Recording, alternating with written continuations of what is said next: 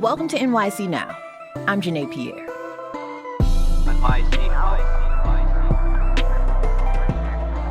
The largest and most vital passenger rail project in the U.S. is really being toyed with these days. The Gateway Tunnel project will replace the current century-old tubes serving NJ Transit and Amtrak trains heading to and from New York's Penn Station. Work on the project resumed this week, but could it get held up again? That's ahead on today's episode. But first, here's what's happening in our region. New York City Mayor Zohran Mamdani is naming a new head of the city's social services agency, which oversees homeless shelters and welfare benefits. Erin Dalton most recently ran human services in Pennsylvania's Allegheny County, which includes the Pittsburgh area. In New York City, she will take over a massive portfolio, including shelters, street outreach services, and cash and food aid for millions of residents. She's replacing outgoing Commissioner Molly Wasso Park, who resigned earlier this month. For a lot of New York City renters, even so-called affordable housing is getting too expensive. In a new report released this week, the policy group New York Housing Conference analyzed eviction lawsuits from 2024 and found more than a third of the city's 120,000 cases were filed by owners of government-subsidized affordable apartments. Rachel Fee runs the group.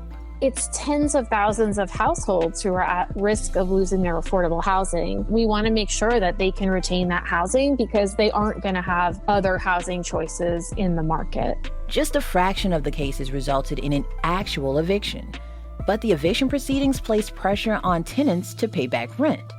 Rachel Fee is calling on state lawmakers and city agencies to issue rental assistance much more quickly. To my fellow New Yorkers dealing with seasonal depression, I know it's hard, but keep your head up. It's unfortunate, but clinicians are reporting New Yorkers' seasonal blues are as extreme as this year's winter weather. But let's look ahead, shall we? By the end of March, folks can expect the sun to have organically restored their vitamin D levels and mood, banishing all of that sadness until next winter. In the meantime, recommended treatment includes phototherapy, vitamin D supplements, and a consistent sleep schedule. Coming up, work on the Gateway Tunnel project has resumed. There's been a lot of back and forth regarding the vital infrastructure project. I want to do two things. I want to feed my family and build something monumental like this tunnel. You know, this is my freedom tower, if you would. You know what I'm saying? This is the big one for me. So I've been here about 9 months, and I planned on being here 9 years, but now here I am. So, you know, I worked really hard to get here on this job. I care about this job, right? I'm a third-generation laborer, and, you know, I think it's just complete BS. That's Mike Hellstrom. He's a construction worker who was forced to walk off the job a few weeks ago. That frustration you're hearing is tied to one of the biggest infrastructure projects in the country. We're talking about Gateway, a project to build the first new set of train tunnels under the Hudson River in more than a century. The existing train tunnels beneath the river were severely damaged back in 2012 during Hurricane Sandy, and experts say they're at risk of failure, and that would cut off commutes for some 200,000 people. But officials say those crossings can't be fixed while trains continue to use them. So the Gateway project aims to build a new set of tunnels, so the old ones can eventually be closed for repairs. The cost of the plan is astronomical. I'm talking $16 billion. It's one of the most expensive projects in the U.S., and funding the work has been a problem for 2 decades. Under President Biden, the project finally secured all the money needed to complete the project. But President Trump, acting on a personal vendetta against New York Senator Chuck Schumer for years, has done his best to cut that funding. The project finally ran out of money earlier this month. And for a week, over 1,000 workers at 5 massive job sites, like Mike Hellstrom, were told not to show up. New York and New Jersey sued over the move. A judge ordered the feds to release the funds, but it's not over yet. The case is still going through federal appeals court, and there's no guarantee the judge's ruling will stick. To put it simply, y'all, we could be left with a bunch of holes in the ground instead of a new train tunnel. So how do we get here? I'm joined by WNYC's transportation reporter Stephen Nessen and editor Clayton Guse. Hey, guys. Janae. Hello, Janae. So before we dive into the current state of the Gateway Tunnel project, can you two help our listeners and me understand the scope of this project? So, yeah, in order to understand Gateway, you need to get your head around how hundreds of thousands of people travel between New Jersey and Manhattan every day. Drivers, of course, have the Holland and Lincoln tunnels and the George Washington Bridge. And mass transit riders have the Path, right? It's a relatively small subway system. But the main avenue is New Jersey Transit, which, along with Amtrak, uses one set of tunnels that run into Penn Station. And those tunnels opened for service in 1910, right?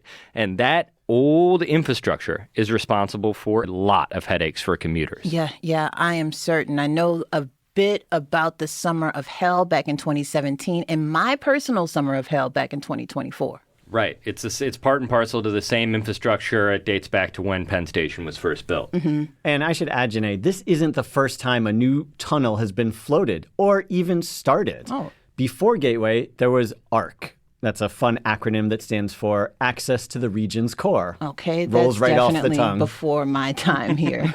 So that was supposed to be this major expansion of NJ Transit service. It would add more tracks at Secaucus Junction. That's a major bottleneck, but they would allow more trains to run there. And of course, a new Hudson River tunnel was part of ARC.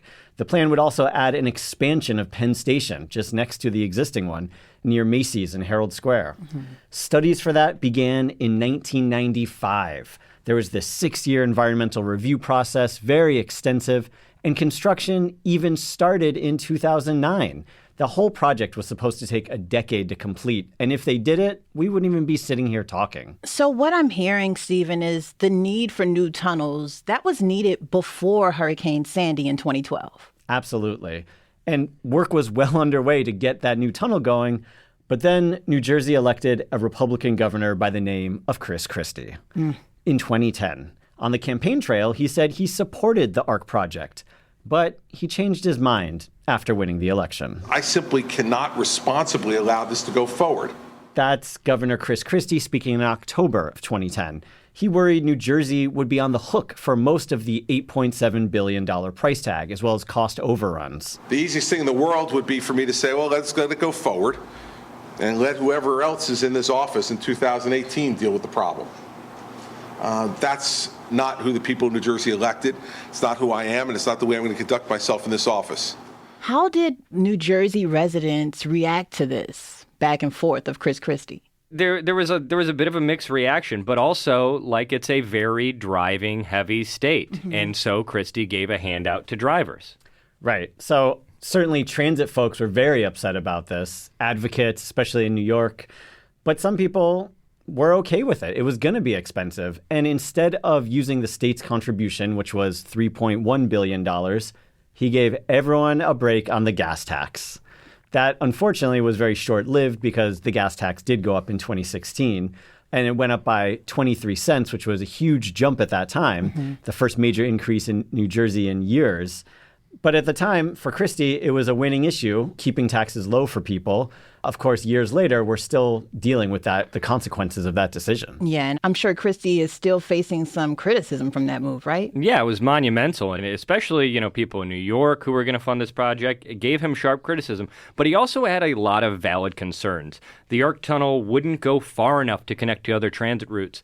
Like the MTA just recently finished a long-delayed project called East Side Access, now known as Grand Central Madison. Right. It brought Long Island Railroad to this deep station beneath Grand Central. Previous proposals would have connected this tunnel to that, eventually creating a whole region-wide system. That was put on the shelf. And the Penn Station plan that Stephen was describing to expand it, that was also put on the shelf. Without expanding Penn, the new tunnels wouldn't have allowed for more service for riders. So Christie kills this, and 2 years later, Hurricane Sandy hits. Those old Hudson River train tunnels, the ones from 1910, were flooded. They sustained severe damage. So now the situation is even worse. It's even worse. But for major government elected officials like Senator Chuck Schumer, the hurricane wasn't just a tragedy. It was an opportunity. Here he is in October 2015 talking about how he'd rallied leaders on both sides of the Hudson around a new initiative called Gateway. Until now, it was as if everyone was in their separate dugout, waiting for somebody else to move. Now we're all on the field. Everyone's on the same team. We're only in the first inning. So the original Hudson River Tunnel project formed under ARC, right, the one Christie killed, was billed as a capacity project to increase train service between New York and New Jersey. Now, after Sandy, Schumer is billing this project as a resiliency project. Officials started saying they needed to close the old tunnel completely for years in order to repair it. That's how they applied for money to the federal government. Okay. But because it's the only tunnel for NJ Transit and Amtrak beneath the Hudson, they would need to build a completely new one first in order to redirect the train traffic in the meantime. Then they could fix the old one. And when it's all said and done, they'd just so happen to be left with an additional tunnel, doubling their capacity. An extra tunnel. An extra tunnel, just by accident. Yeah. And when we talk about capacity, I believe it's 24 trains an hour that use the existing tunnels. So now they can run 48. Yeah. That's the goal. So planning was underway during the Obama administration. Schumer helped get this bill passed to really kickstart the funding, and things seem to be on the right track. Yeah. No pun intended there. Never. Any politician who stands in the way will suffer politically for it. But it seems to me like this is a bipartisan project, right? Like, who would be against something like this? Infrastructure traditionally was very bipartisan. Republicans and Democrats generally supported these kinds of projects. They create jobs. It's the kind of useful thing government can really point to say, hey, we did this. Right. But then President Trump won the election in 2016, and everything changed. He appeared to slam the brakes on any progress. All right, Stephen, you're going to have to give me $1 for every pun there. I'm legally obligated to include as many train puns as I can. It's in the contract. I have to use train-related puns. I apologize. Sorry. Trump seemed to have this petty grievance against his hometown of New York City, which, as we know, voted against him. And he had a particular grievance against the stalwart Senator Chuck Schumer. That went back decades. Longtime Congressmember Gerald Nadler, who represented parts of Manhattan for 3 decades, called it infantile. I've seen some press speculation that this is because of resentment in Senator Schumer. Well, that's just infantile. You don't play around with the country that way. So Nadler couldn't believe that President Trump was as petty as he was. At that time, everyone was still naive and hopeful that maybe going to Washington would change him and he would learn to play the game. Yeah. Infrastructure was supposed to be bipartisan, but it became a joke under the Trump administration. Remember, every week was Infrastructure Week? Yeah. It was a joke. It was a punchline. And basically, Trump slowed down the process, almost stopped it entirely. Here's Senator Schumer again. There is no reason why gateway projects that are shovel-ready should wait for the signature of transportation, the signature of the Secretary of Transportation, when we're racing against a doomsday clock. But the pendulum started to swing the other way when Joe Biden won the election in 2020.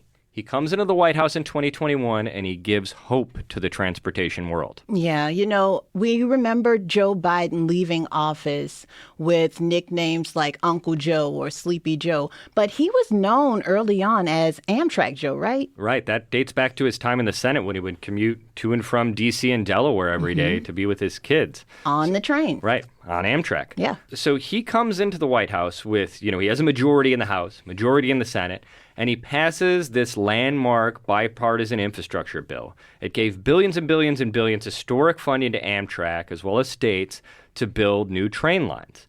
And in 2023, he comes to New York City and announces the Gateway Tunnel project would be fully funded, almost entirely by the feds through grants and loans. It's sort of like a miracle. It is, and he was received as kind of got a hero's welcome by the old guard here. Hello. Please have a seat if you have one.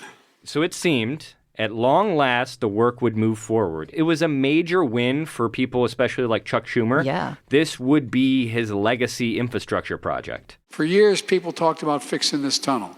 But thanks to the leadership of Chuck and the bipartisan infrastructure law, we're finally getting this done.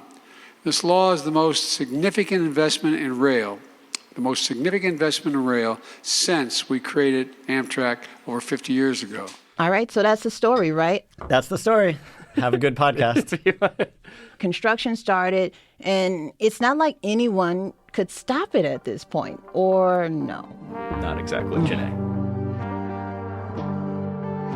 All right, we got to take a pause for the cause. More on this Gateway Tunnel project saga right after this break.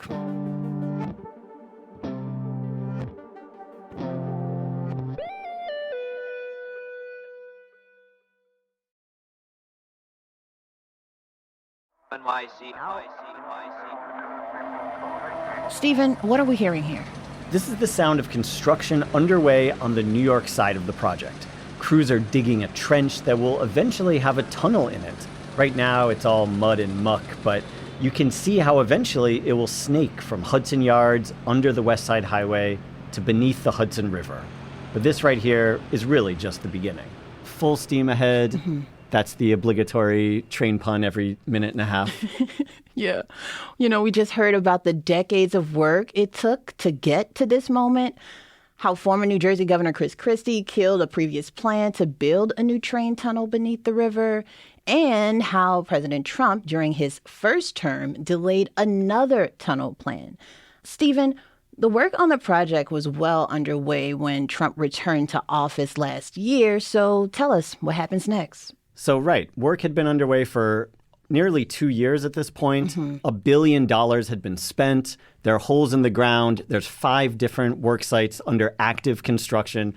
If you look in the middle of the Hudson River, there's a giant barge, and they're doing work in the middle of the Hudson River on this project. But last October, Democrats in Congress failed to come to a deal with Republicans over a spending bill. The Republicans hold the majority. The federal government shuts down. Mm-hmm. And Trump blames his old nemesis, Chuck Schumer, the Senate minority leader from New York. Right as the government is about to close, Trump's budget director announces a surprise review of transportation projects that receive federal funding. Mm. He says he wants to pause funding to ensure recipients comply with these new rules around so-called disadvantaged businesses. Basically, women... Coming for the DEI, folks. Women and minority-owned businesses. Yep. This is part of the ongoing battle. Yeah. But then, a week or so later at a press conference, Trump just said the quiet part out loud. The project in Manhattan, the project in New York, it's billions and billions of dollars that Schumer has worked 20 years to get. It's terminated. Tell him it's terminated. Wow. So, you know, it seemed like it never was about reviewing those contracts that you mentioned at all. Just like, you know, in his first term, Trump was using the Gateway Tunnels, Schumer's legacy infrastructure project, as a bargaining chip. Yeah, totally. And so from last October until late January, folks at Gateway said they had tried to play the game. They were emailing these documents back and forth with the Federal Transportation Department about their women and minority-owned business programs. Mm-hmm. They said they were complying with all these requests, and yet the money still wasn't coming. The funding and the loans basically ran out. Damn. So what happened? So, you know how we kind of said that when Biden came into town, he announced that this project was almost entirely reliant on federal money and federal loans? Well, you turn off the faucet, that money ran dry. And officials behind the Gateway project began raising the alarm in late January. They announced they would have to stop work on February 6th if the feds would not release the funding. The Gateway Development Commission has expended every resource to prevent any interruption to the construction, but we've gone as far as we can go. So that's Tom Prendergast. He's the CEO of the Gateway Development Commission that's running the project. Okay. So they start crying chicken little. They're raising the alarm. Gateway files a lawsuit. So does the attorney generals of New York and New Jersey. They argued that the feds should be required to release the funds because they had already been approved. And in legal filings, transit officials laid out how complicated it would be to stop the work. What's so interesting here is that essentially, in legal filing documents, they say it would be a mega project in of itself to shut down the work. Wait, guys, let me get something straight here, because it seems like instead of building a new tunnel project, officials would put what money was left into closing the job sites. I'm trying to make this make sense. That's basically right. Gateway officials said if Trump doesn't release the money, if the federal government doesn't continue to fund this project, they're going to use what's left of it, and they're actually going to need a lot more money from the states of New York and New Jersey just to secure all these 5 locations that I described. Mm-hmm. There's this massive hole in the ground in Manhattan on the west side. There's holes in the ground in North Bergen, New Jersey. Eventually, if this project doesn't move forward, they're going to have to fill them in again. And by the way, one of those holes, the one in New Jersey, was actually started during the ARC project and had to be secured. So that's essentially working backwards. So they're going to work backwards twice. Wow. In addition, they're going to have to hire all these security guards to, watch these places. And also, not even to mention these massive boring machines, these multi-billion-dollar pieces of equipment are going to have to be stored. They're going to have to be heated so they're not damaged if they ever want to eventually use them again. Gateway officials currently have one of the machines, another one slated to be delivered later this spring, and those were going to be used to dig the tunnels. They're custom made for this project, so they can't really be shipped to another job site. Wow. We might as well just get the tunnels, for crying out loud. Might as well just go for it. Initially, a judge did not rule in time for February 6th. So the deadline passed, work shut down. And crews on the job site were, let's say, pissed. I'm sure. I mean, now they're out of a gig. Totally. Fight back! Fight back! Fight back! He's an egotistical maniac, Trump is, and he cares more about him and his name and his family than he does the American people. They fail to realize that when they do stuff like this, how it affects our lives. Each and every guy out here works hard through all types of situations, whether it's the cold or the heat. And, we just want to see this project go through. It's history. We want to be a part of it. Can I get your first and last names? Tracy Porter. And I should say, Janae, there's a little bit of irony here as well. Really? Yes. Many blue-collar workers supported President Trump. Ugh. I've been doing a lot of this reporting. I've been talking to these guys, and I walked up to some of them at a recent press event, and I asked point blank, did you vote for Trump twice? And they said, yeah, we did. Union leaders confirmed that many of the rank and file voted for Trump. So I asked them, this is the president you voted for who promised to bring back jobs to America. Right. He's killing your job. And, that sort of landed a little uncomfortably, but everyone admitted as much, and they weren't happy about it. Yeah, I mean, it seems like it could totally be a bite in the butt for someone that you voted for. Midterm elections are coming up, too, and, this isn't going to look good. But the day of that February 6th deadline, things changed. A federal judge issued an injunction in the lawsuit filed by New York and New Jersey, and it said that the Trump administration needed to release the funds. And they eventually did, just over a week after the project shut down. But it doesn't actually mean that work is up and running this very moment. They have the money now. They're ready to resume, but we just had this massive snowstorm. That slowed things down. They need to get the workers back on the job site. But they are expected to be back on track very soon. Okay, a lot of back and forth here, so I'm going to ask again. So that's that? Is the saga over now? Can this tunnel project finally move forward without any more obstacles? Well, the feds are still appealing the decision. And if a federal appeals court doesn't side with them, they could take the case all the way to the Supreme Court. And in the meantime, Gateway isn't issuing any new procurements. They don't know if the funding for the project will be permanent or if Trump will maybe find another way to kill it. I mean, going all the way to the Supreme Court can take forever for this project to resume. Right, and if they don't issue any new contracts, that could slow things down. And when you slow things down, the economy inflates and the price tag could go up. Yeah. I mean, this is also a political issue, and it's one where some local Republicans are kind of breaking with Trump. Congresswoman Nicole Maliotakis, she reps Staten Island and parts of southern Brooklyn. She's called for the funding to be restored. Mike Lawler up in the Hudson Valley, a Republican, he's also looking at a contested midterm. He's kind of trying to say the funding should be restored. So it is a little bit of a bipartisan issue, at least on the local level here. All right, so what's next here? Can New Jersey transit riders at least expect a new tunnel under the Hudson now? I mean, like we said, we're going to see how this plays out in court, but it is worth noting that Gateway is more than just tunnels. The tunnel project is the centerpiece, but the Gateway Development Commission, as it's been formed, also plans for billions of dollars in other work to improve service for New Jersey Transit and Amtrak riders in the area. What kind of other work? Right, so the big example is going on right now, and that's the Portal North Bridge. This is a really old crossing over the Hackensack River, and it's a big pain point for riders over there. It swings open when boats at, swings, open to let boats pass by, kind of an old-timey bridge. And it's so old that crews often need need to use a sledgehammer to smack it back into place when it recloses after it opens? Yo, Clayton, you're talking old-timey. It reminds me of a drawer in your kitchen that always gets stuck and you have to use like a hammer or something to slam it back in. Yeah, I got that drawer. And basically that project is causing service headaches already, right? It's ongoing for New Jersey Transit and Amtrak while this bridge is being replaced. But unlike the tunnels, it relies, more on funding from New York and New Jersey. We should say construction on that bridge is almost complete. So riders will experience some sort of improvement to their service. That Portal Bridge often did get stuck, like the sledgehammer situation. So that should be one less bottleneck to worry about. Yeah, but that's not my hood. There are several other track and bridge replacement projects as part of Gateway that are coming down the road. But the main piece, like we're talking about, the reason we're here today is this Hudson River tunnel. And the future of that is very much up in the air.